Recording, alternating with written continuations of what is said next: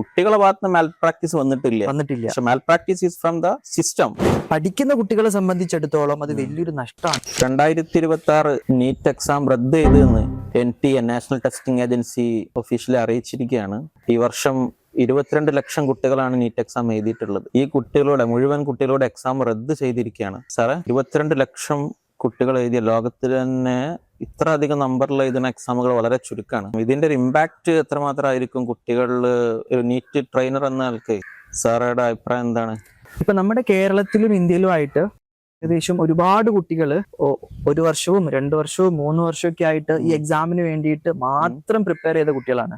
അവർ ഇത്രയും hard work ചെയ്ത് ഈ എക്സാമിന് വേണ്ടി പഠിച്ച് എക്സാം എഴുതിയിട്ട് പെട്ടെന്നൊരു നിമിഷത്തിലോ ഈ എക്സാം ക്യാൻസൽ ആക്കി എന്ന് പറയുമ്പോൾ അത് കുട്ടികളുടെ മാനസിക നില നന്നായിട്ട് ബാധിക്കും. തീർച്ചയായും ഈ ഒരു നീറ്റ് എക്സാമിന് പ്രിപ്പയർ ചെയ്യുന്ന കുട്ടി എന്ന് പറഞ്ഞാൽ 10ാം ക്ലാസ് മുതലേ നീറ്റ് പറഞ്ഞ സ്വപ്നം മനസ്സിൽ വെച്ച് നടക്കുന്ന കുട്ടികളുണ്ട്. അവര് ഈ നീറ്റിന് പ്രിപ്പയർ ചെയ്യുന്ന കുട്ടികളുടെ ഒരു മെന്റൽ സ്റ്റേജ് എന്ന് പറഞ്ഞാൽ അവർക്ക് ലൈഫിൽ വേറെ ഒന്നും ഉണ്ടാവില്ല. ഒരു എന്റർടൈൻമെന്റോ ഒരു ജോലിയോ ഒന്നും ഉണ്ടാവില്ല. നീറ്റ് എക്സാം ഫോക്കസ് ചെയ്യാന്നുള്ള മാത്രം അവർക്ക് മനസ്സിലുണ്ടാവുള്ളൂ.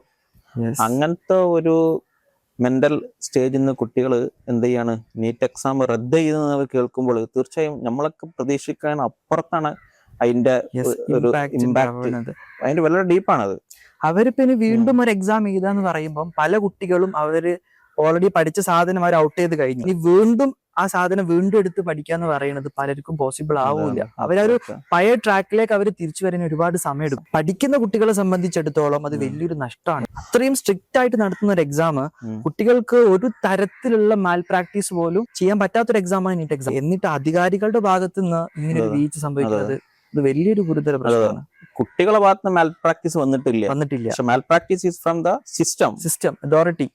കുട്ടികളെ ഭാഗത്ത് പോലെ എന്ത് ഭയങ്കര സ്ട്രിക്റ്റ് ആക്കേണ്ട ചെക്കിങ്ങും കാര്യങ്ങളും ഒരുപാട് പ്രോട്ടോകോൾസ് ആയിട്ടാണ് കുട്ടികൾ എക്സാം എഴുതാൻ വരുന്നത്. പക്ഷെ ആ ഒരു സ്ട്രിക്ട്നെസ് എക്സാം കണ്ടക്ട് ചെയ്യുന്ന സിസ്റ്റത്തിൽ എന്തില്ല, നടക്കുന്നില്ല. That is the problem. അതുകൊണ്ട് കുട്ടികൾക്ക് ഈ സിസ്റ്റത്തിനോടുള്ള ട്രസ്റ്റ് നഷ്ടപ്പെടുകയാണ്.